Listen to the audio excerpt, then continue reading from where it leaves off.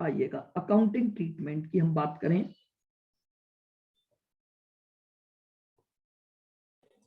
Sir question तो send कर देते सर।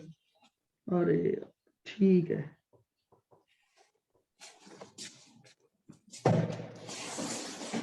अकाउंटिंग ट्रीटमेंट आइएगा। अकाउंटिंग ट्रीटमेंट क्या होता है? प्रीपेड एक्सपेंसेस का पहला ट्रीटमेंट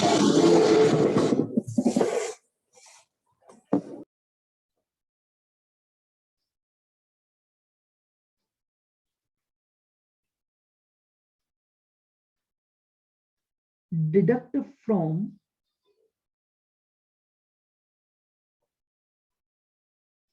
पर्टिकुलर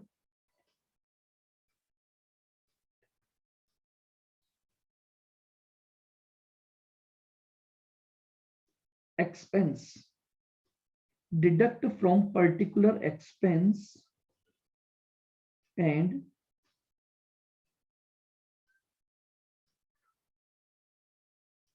shown in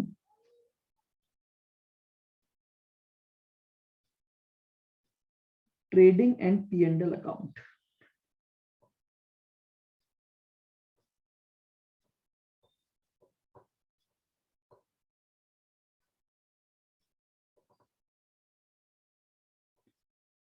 जो भी खर्चा होगा उस खर्चे को आप डिडक्ट कर दोगे, यानी जो प्रीपेड एक्सपेंस आपने पे किया है वो रेस्पेक्टिव एक्सपेंस में से डिडक्ट कर दोगे और रिमेनिंग अमाउंट को आप अपने ट्रेडिंग और P&L में शो कर दोगे। और सेकंड,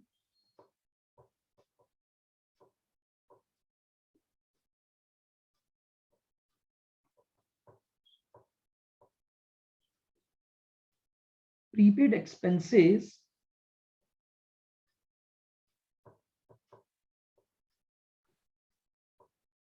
represent asset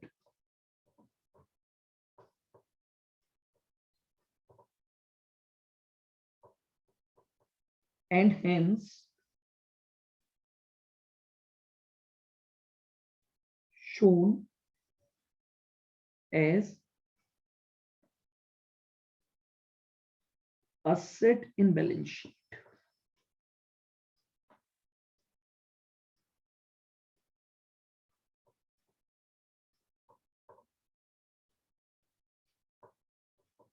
इसे हम क्या करते हैं, बैलेंस शीट में दिखा देते हैं।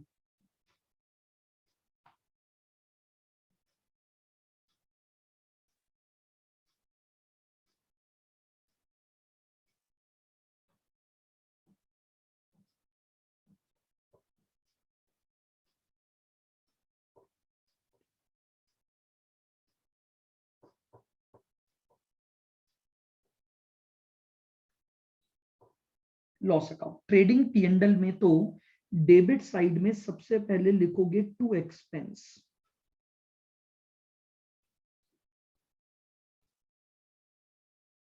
ठीक है, और फिर इसमें से माइनस कर दोगे प्रीपेड। इसमें से हम माइनस कर देंगे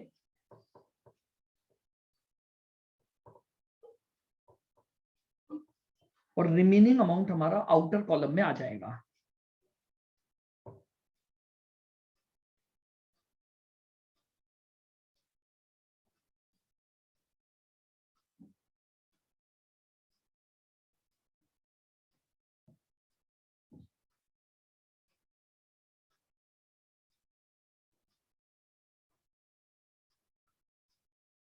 और बैलेंस शीट में असेट साइड में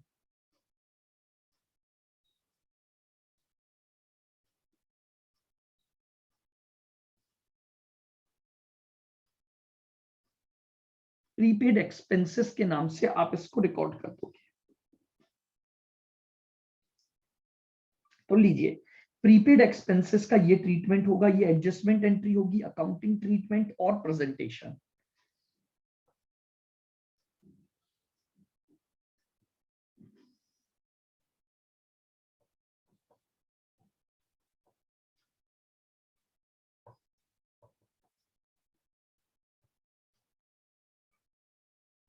एडजस्टमेंट नंबर 4, एक्रूड इनकम या आउटस्टैंडिंग इनकम।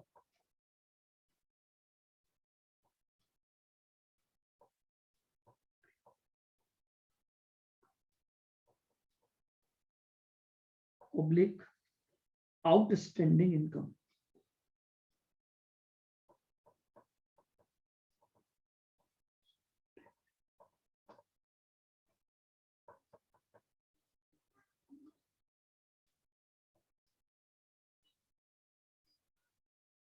देखिएगा ये क्या होती है, एक्रूड इनकम या आउटस्टैंडिंग इनकम। देखिए जिस तरह से हमने एक्सपेंसेस पर आउटस्टैंडिंग की बात की, इन द सेम मैनर हम बात कर रहे हैं इनकम के आउटस्टैंडिंग पर। तो मेरी बात ध्यान से सुनिएगा, इनकम के आउटस्टैंडिंग होने का मतलब है कि इनकम ड्यू तो हो गई है लेकिन अभी तक हमें रिसीव नहीं हुई है, यानी लिखें इट। सर ये एक्रूड इनकम और आउटस्टैंडिंग एक ही होती है? हाँ जी एक ही बात है। It represent that portion of income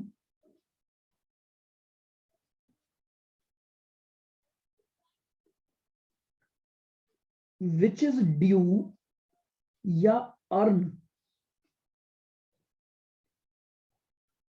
but not received, but not received।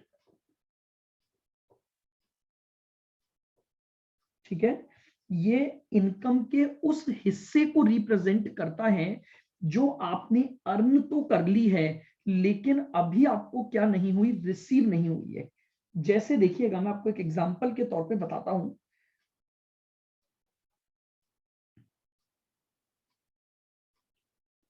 Mister A purchased an investment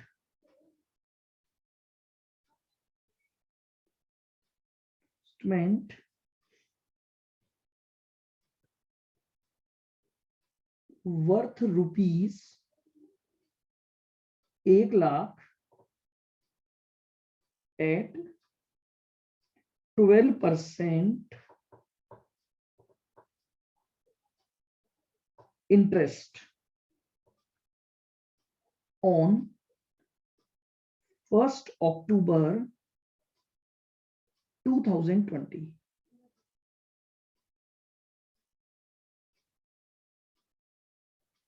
ठीक है, मिस्टर ए ने 1,00,000 रुपए कहीं पर इन्वेस्ट किए हैं जिस पर उन्हें 12% पर एनम का क्या मिलेगा, यहां लिख लो पर एनम का इंटरेस्ट मिलेगा। ठीक है, और ये इन्वेस्टमेंट उन्होंने खरीदे हैं 1/10/2020 को।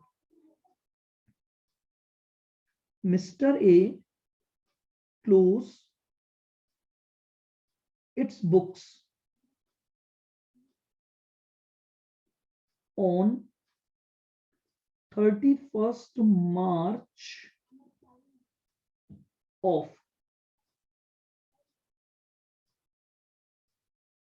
every year। अब जरा समझिएगा मेरी बात को ध्यान से, देखिएगा अगर आपने 1/10/2020 को इन्वेस्टमेंट खरीदे हैं, ये आपकी डेट है 1/10/2020। ठीक है, कंपनी आपको 12% इंटरेस्ट देगी यानी 12,000 का ऑन 30 सितंबर 2021, यानी जब 1 साल पूरा हो जाएगा। आपने 1/10/2020 को 1,00,000 रुपए कहीं पर इन्वेस्ट किए हैं जिस पर आपको 12% पर एनम का ब्याज मिलेगा, और आपको ये ब्याज कब मिलेगा, 30/9 को, क्योंकि यहीं जाकर आपके 1 साल कंप्लीट होंगे। बट प्रॉब्लम ये हो गई कि आप अपनी बुक्स ऑफ अकाउंट्स को यहां क्लोज कर रहे हो 31 मार्च 21 पर। मेरी बात ध्यान से सुनना, आपने जो इन्वेस्टमेंट 1/10 को खरीदे तो इंटरेस्ट अर्न करना चालू कर दिया आपने, क्योंकि आप जैसे ही पैसा इन्वेस्ट करोगे आपको उसका ब्याज आना ड्यू हो जाएगा। लेकिन प्रॉब्लम यह है कि वो ब्याज आपको मिल नहीं रहा है। क्यों? क्योंकि वो ब्याज की इनकम, इंटरेस्ट की इनकम आपको मिलेगी 30/9 पर।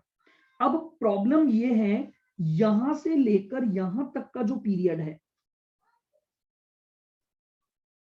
ये जो पीरियड है, मेरी बात को समझना, अक्टूबर से लेकर और मार्च तक कितने महीने हो गए? अक्टूबर, नवंबर, दिसंबर, 6 जनवरी, महीने। फरवरी और मार्च। आपने अगर 6 महीने तक इन्वेस्टमेंट होल्ड कर रखे हैं तो 6 महीने की इनकम आपको ड्यू हो गई है, क्योंकि इनकम उसी दिन ड्यू होने लग जाएगी जब आपने इन्वेस्टमेंट परचेज कर ली है। अब भले ही आपको ये इनकम मिली नहीं है, क्यों मिली नहीं है? क्योंकि as per the rules of the investment आपको इनकम तो ईयर एंड पर मिलेगी। तो अब ऐसी सिचुएशन में जब आप अपने फाइनल अकाउंट्स बनाओगे, यहां पर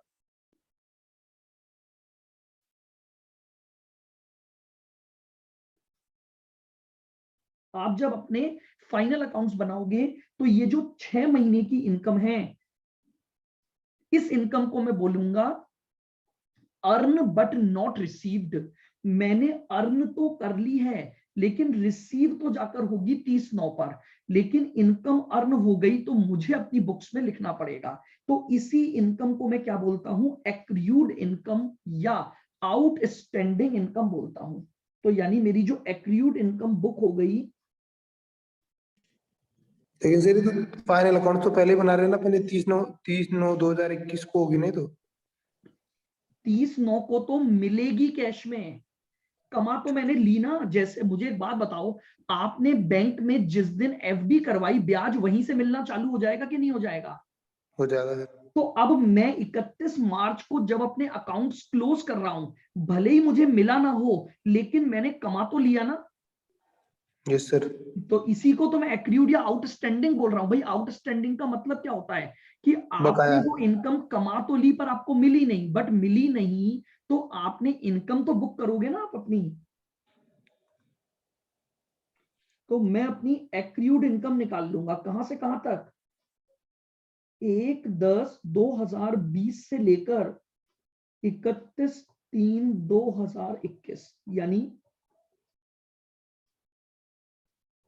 1 लाख पर 12% से 6 महीने की इनकम। बोलिए, आई बात समझ में? ये 6,000 रुपए मुझे मिलेंगे नहीं, अभी मिलेंगे तो किस दिन? 30/9 को। सर 30/9 को। हाँ, लेकिन मैं जब अपने फाइनल अकाउंट्स बना रहा हूं तो मुझे ये तो पता लग गया ना कि यार 6 महीने की इनकम मैंने कमा तो ली है, मिली नहीं वो बात अलग है, बट मैं उसको कमा चुका हूं। और उसी इनकम को हम क्या बोल रहे हैं? एक्रूड इनकम बोल रहे हैं। बताइए, मीनिंग क्लियर है बिल्कुल? आइए, एडजस्टमेंट एंट्री क्या बनी इसकी?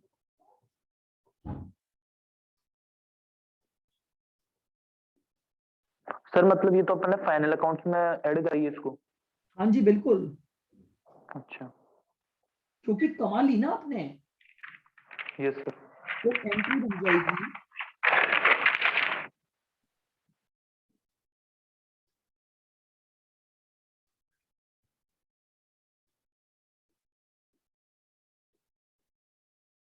Accrued income account debit to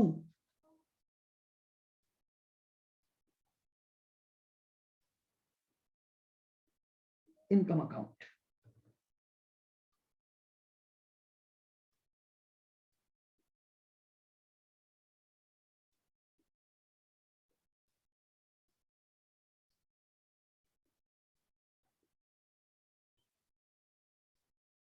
treatment in final accounts.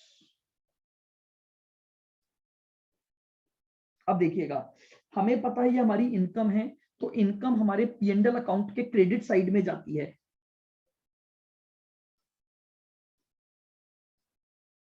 Shown in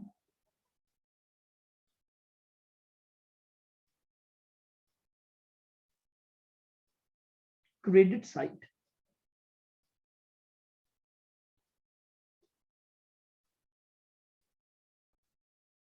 of profit and loss account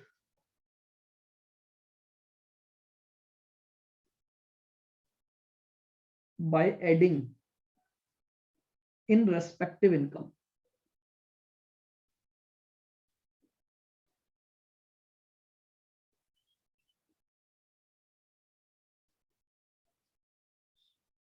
ये लीजिएगा, हम उसे क्या करेंगे, रेस्पेक्टिव इनकम में ऐड कर देंगे और ऐड करके हम उसे पी&एल अकाउंट के क्रेडिट साइड में ले जाएंगे। अब जो इनकम हमने अर्न कर ली है लेकिन हमें मिली नहीं, वो हमारे लिए असेट है। क्यों? क्योंकि हमें अधिकार मिल गया है उस इनकम को पाने का। तो लिखो accrued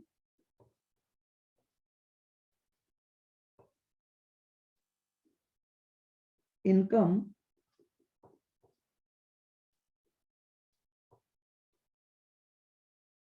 will be shown as asset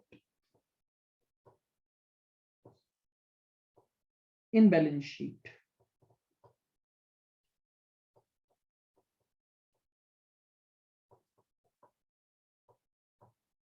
in balance sheet, balance sheet में हम इसे एज एन असेट अपनी बुक्स में दिखा देंगे। देखिएगा, अगर मैं इसका प्रेजेंटेशन आपको दिखाऊं,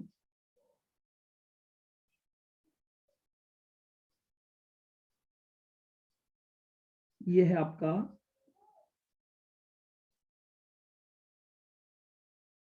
trading and P&L account credit side, यानी इनकम साइड है आपकी। आप लिखेंगे बाय इनकम और इनकम में ऐड कर दोगे एक्रूड इनकम।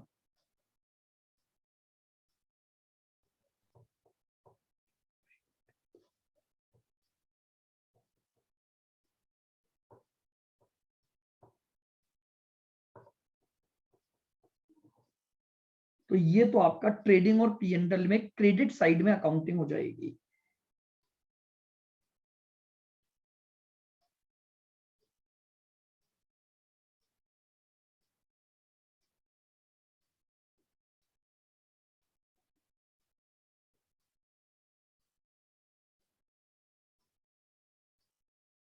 बैलेंस शीट में असेट साइड में आ जाएगा एक्रूड इनकम।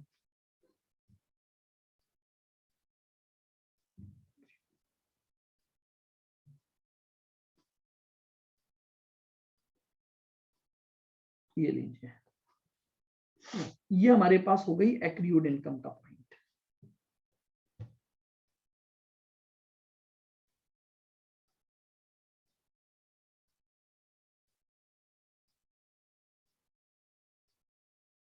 आ जाइए adjustment number 5।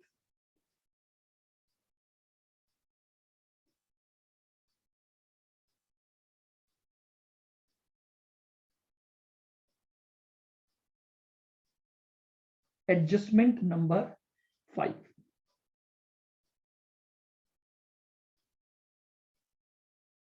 Income received in advance। Income received in advance, या जिसको हम एक और नाम बोलते हैं अनअर्न इनकम। नाम से ही अपने आप को बता रहा है, रिसीव्ड इन एडवांस, यानी हमने अभी तक इसके लिए सर्विसेज नहीं दी हैं लेकिन हमें इनकम अभी मिल गई, तो उस इनकम को हम क्या बोलते हैं, इनकम रिसीव्ड इन एडवांस हम बोलेंगे। लिखें, it represent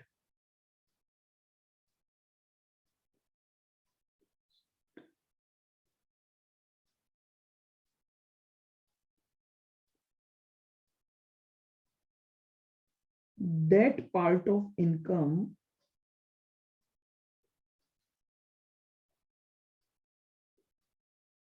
which does not belong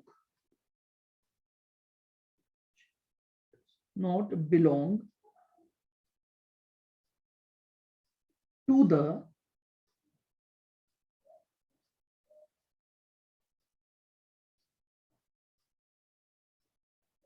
the current period. It represents that part of income which does not belong to the current period. यानी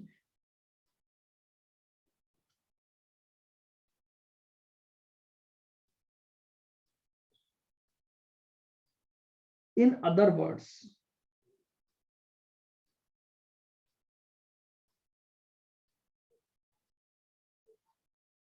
income received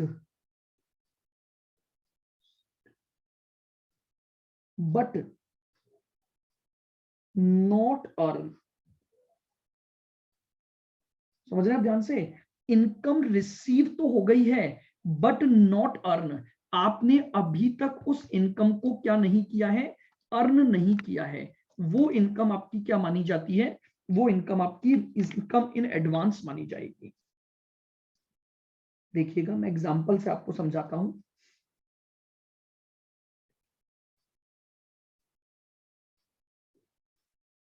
देखना, ध्यान से मेरी बात को सुनेंगे आप। देखिए क्या हुआ कि ये एक पर्सन है मिस्टर ए, ठीक है। मिस्टर ए ने क्या किया है? 1 फरवरी 2021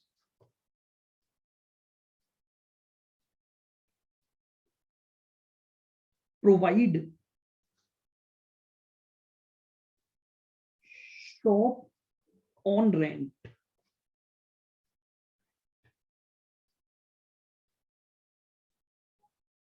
₹20,000 per month and received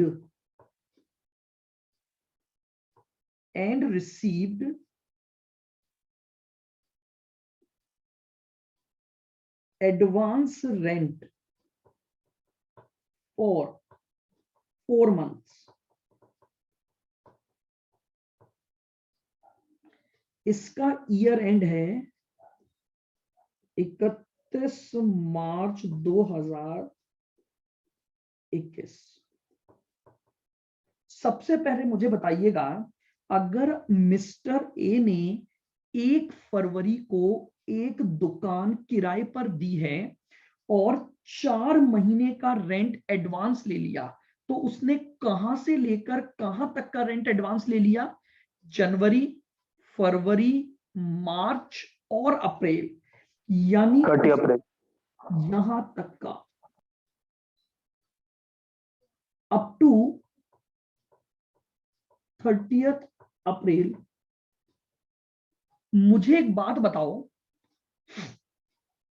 फरवरी को आपने दिया, कोई इशू नहीं है, फरवरी का महीना करंट ईयर में आ रहा है, मार्च तक भी कोई दिक्कत नहीं है, फरवरी से लिया ना अपन ने, तो फरवरी, मार्च, अप्रैल और मई में जाएगा सर, मई में 31 मई 30 अप्रैल नहीं आएगा, up to 31 May February.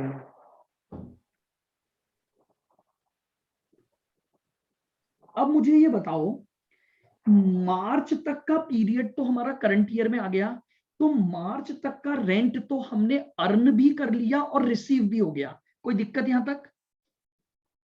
March no sir. भाई मार्च में हम क्लोज करेंगे अपनी बुक्स को, तो मार्च के महीने तक का रेंट तो मैंने अर्न भी कर लिया और मुझे रिसीव भी हो गया। लेकिन अब समस्या आई कि कुछ ऐसा रेंट था ये पीरियड का जो मुझे रिसीव तो हो गया, लेकिन अभी तक मैंने वो पैसा अर्न नहीं किया, उसी को हम बोलते हैं अनअर्न्ड इनकम। यानी सर मतलब सर्विस प्रोवाइड नहीं करी अपन ने। बिल्कुल, अभी तक मैंने भाई उसे दिया ही नहीं है ना, उसने अभी तक हाँ। मेरी शॉप को 31 मार्च तक ही यूज किया, तो वहीं तक का तो किराया बनता है मेरा। जब अप्रैल और मई अभी इस ईयर में उसने काम लिया ही नहीं है और उसका पैसा मुझे उसने पहले दे दिया, तो मैं यही तो बोलूंगा ना कि मुझे जो इनकम मिली है वो इनकम क्या मिल गई, एडवांस में मिल गई। वो इनकम मुझे एडवांस में मिल गई। बोलो क्लियर बिल्कुल। सर यस ये सर। ईयर्ड इनकम बताओगे आप? हाँ जी, अनअर्ड इनकम, अनअर्ड मतलब यानी जो वो एडवांस में मिल गई है अपने को। एडवांस में मिल गई। बिल्कुल, फरवरी में 4 महीने का एडवांस मिला, तो फरवरी मार्च तो करंट ईयर में कंप्लीट हो गया, बट अप्रैल और मई तो नेक्स्ट ईयर में जाएगा ना। Yes sir. वो पैसा मुझे आज इस करंट ईयर में मिल गया, तो इसलिए मैं उसे अनअर्न्ड इनकम या इनकम रिसीव्ड इन एडवांस के रूप में अपनी बुक्स में रिकॉर्ड कर लूंगा।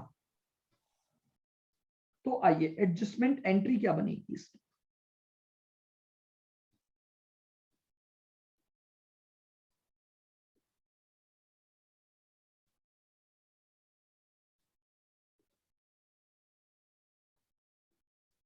Adjustment entry,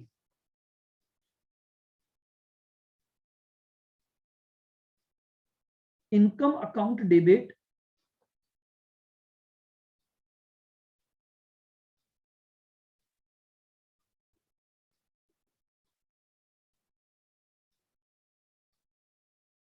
to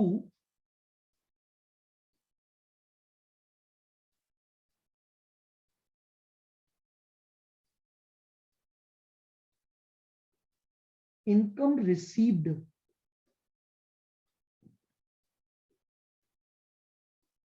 in advance. लीजिए, income account debit to income received in advance, ये मेरी एडजस्टमेंट एंट्री बन गई।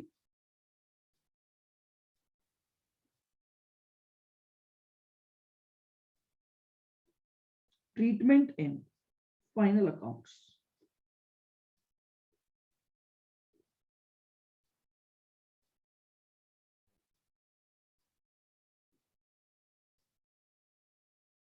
Treatment in final accounts. Final accounts बनाते समय अब हम इसका क्या ट्रीटमेंट करेंगे।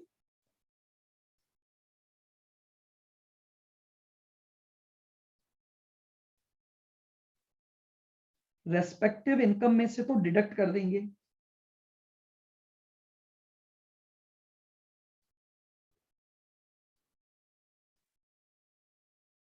Deduct from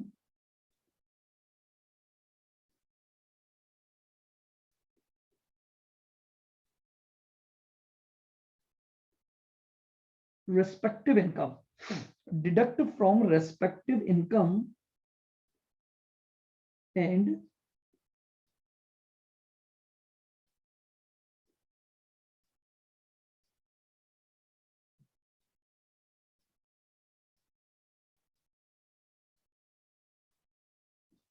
balance income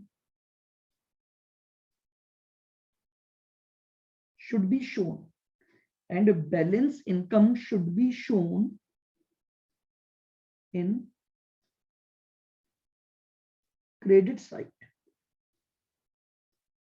of PM का।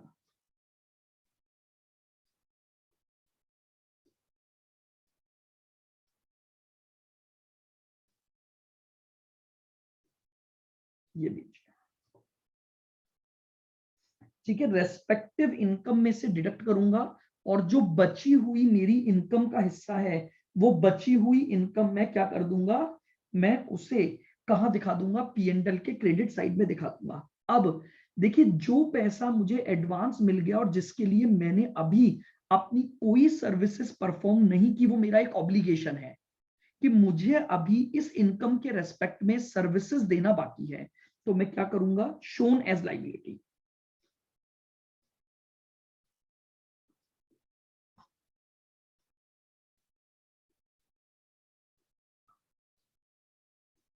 unearned income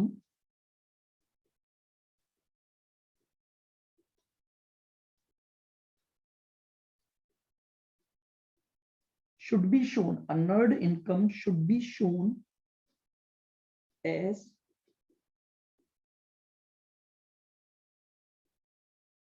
liability. Unearned income should be shown as liability.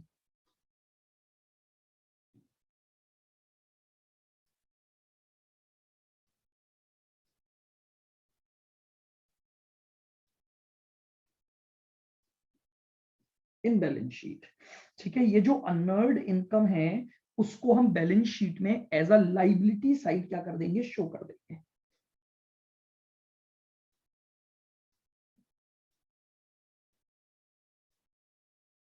देखिएगा अगर हम P&L अकाउंट में जाते हैं,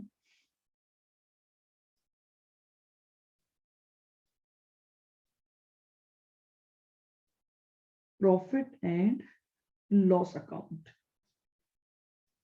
क्रेडिट साइड,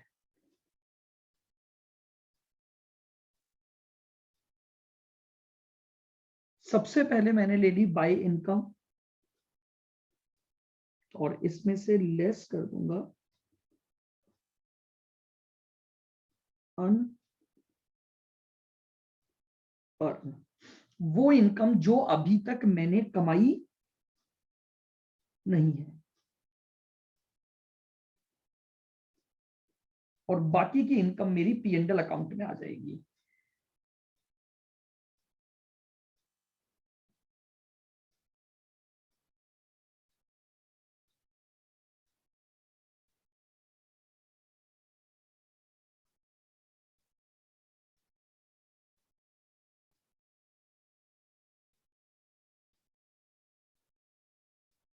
लाइबिलिटी साइड में चला जाऊंगा।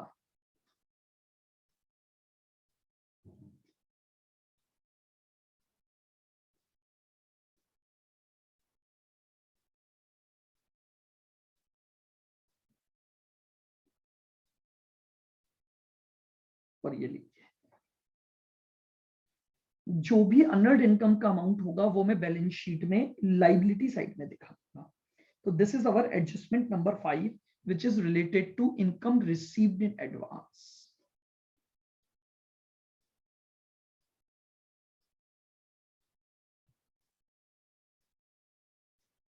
बताइए क्लियर है? बिल्कुल छोटी छोटी बातें हैं, सब आपने ऑलरेडी पढ़ी हुई हैं।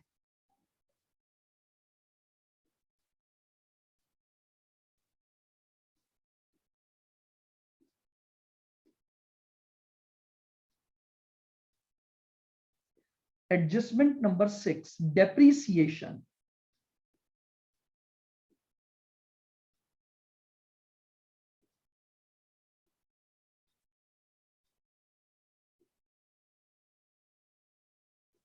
अब हम बात कर रहे हैं किस पर, डेप्रीसिएशन पर।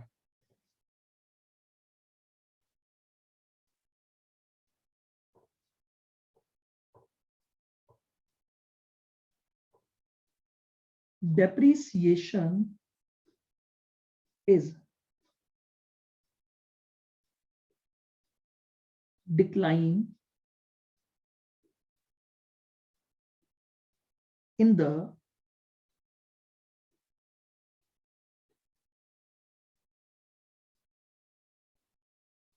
value of asset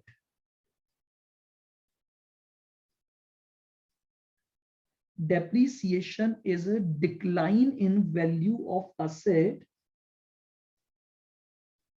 due to use, comma,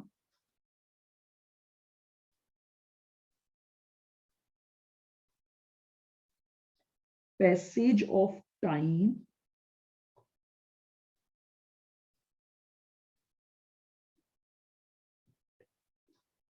and wear and tear.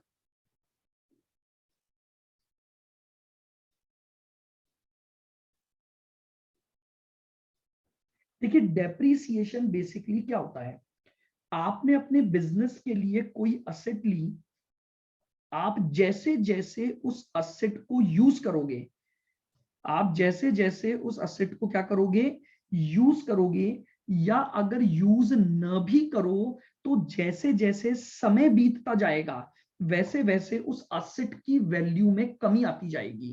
तो असेट की वैल्यू में ये जो डिक्लाइन आ रहा है, इसी डिक्लाइन को हम क्या बोलते हैं, इसे हम बोलते हैं डेप्रीसिएशन।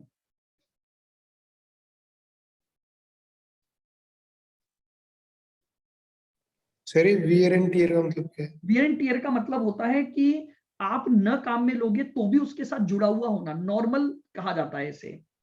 वियर एंड टियर होगा ही मतलब होगा। मतलब सर कमी आएगी आएगी उसमें। बिल्कुल, जैसे मान लो फॉर एग्जांपल आपने एक नई कार खरीदी, आप उसे जैसे ही शोरूम से बाहर लाओगे उसकी वर्थ कम हो जाएगी। Yes sir. ठीक है, अब आपने सोचा कि भाई शोरूम के बाहर आते ही अगर आप बेचने भी जाओगे ना तो भी आपको फुल वैल्यू नहीं मिलेगी, जबकि आपने उसे चलाया नहीं है, केवल शोरूम के गेट के बाहर आई है वो गाड़ी, लेकिन उसकी वैल्यू क्या हो गई, कम हो गई। हो गई। This will be treated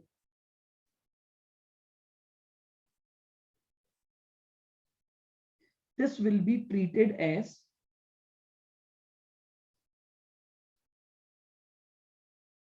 business expense।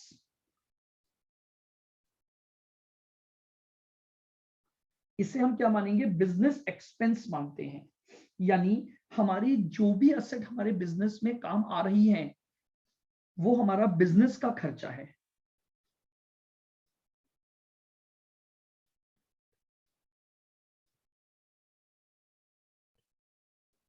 and debited to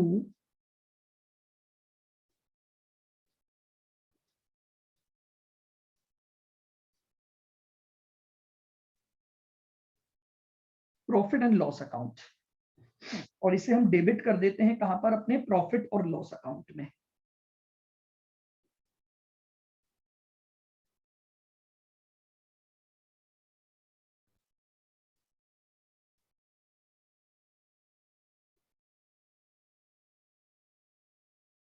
इसकी adjustment entry,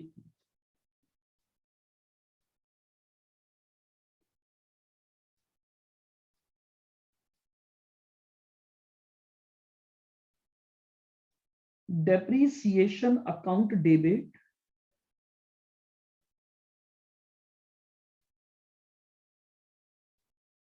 to asset account.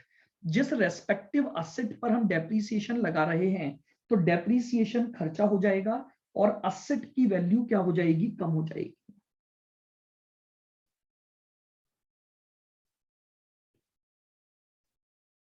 Treatment,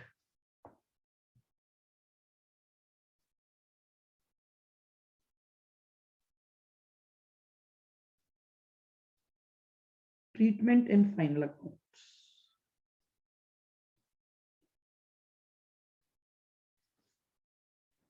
आइएगा,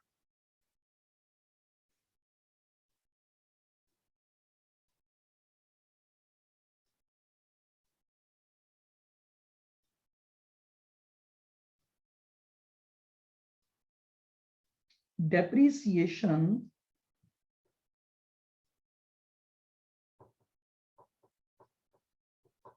will be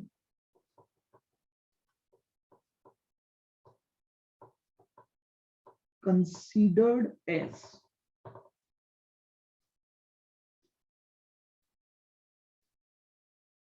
expense and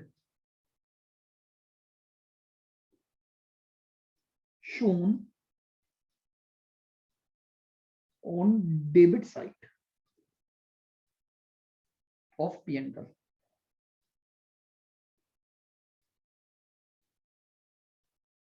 P&L account के डेबिट साइड में दिखाएंगे। और दूसरा, हमें ये पता है कि depreciation basically decline in value of asset है, तो हम इसे क्या कर देंगे, असेट की वैल्यू में से डिडक्ट कर देंगे। Deduct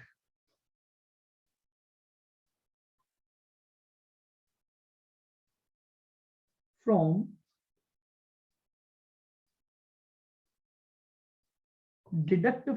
value of asset.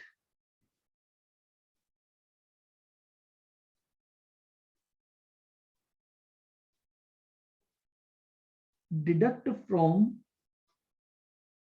Value of asset and net value या net amount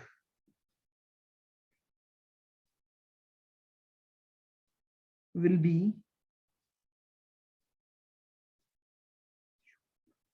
in balance sheet.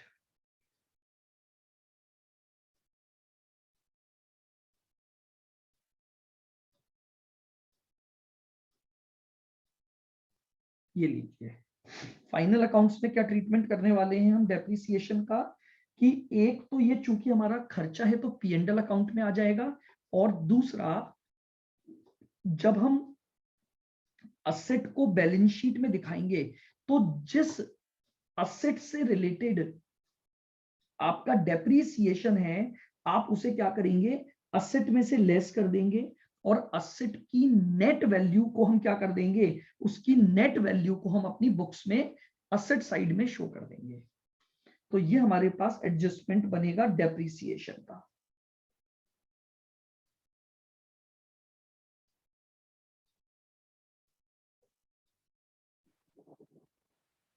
देखो डेप्रिसिएशन क्या होता है, बेसिकली डेप्रिसिएशन ये है कि जब आप अपने बिजनेस के लिए कोई असेट लेकर आते हो तो उसे काम में लोगे, और काम में लोगे तो धीरे धीरे उसकी वैल्यू में डिक्रीज आने लग जाएगा। तो अब वो बिजनेस में काम आ रही है और उसकी वैल्यू कम हो रही है, तो इस वजह से डेप्रिसिएशन को क्या माना जाता है, बिजनेस का खर्चा माना जाता है। और हम बिजनेस के सभी खर्चों को कहां लिख देते हैं, P&L अकाउंट में लिख देते हैं। तो हम डेप्रिसिएशन को P&L अकाउंट में लिख देंगे इस तरह से। देखो सर वो काम में नहीं आ रही तो भी हो जाएगी सर उसकी वैल्यू होगा तो कम। बिल्कुल, अगर आपने असेट खरीद ली तो डेप्रिसिएशन तो लगेगा ही लगेगा।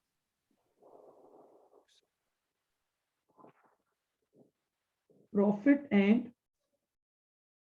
लॉस अकाउंट का debit side to depreciation,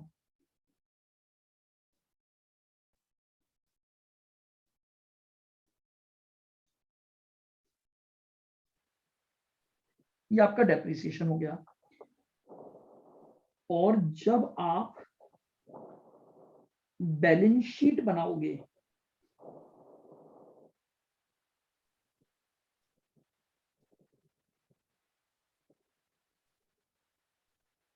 asset side, तो वहां पर सबसे पहले लिखोगे असेट, और उस असेट में से लेस कर दोगे डेप्रिसिएशन।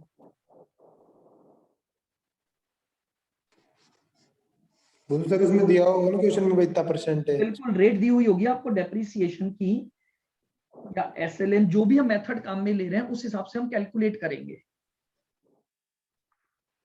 तो यहाँ पे जैसे P&L में जो अपन डेप्रिसिएशन जो चार्ज करेंगे वो मतलब जो अमाउंट अपन को दे रखा होगा उसका ही मतलब वो अमाउंट ही लिखेंगे।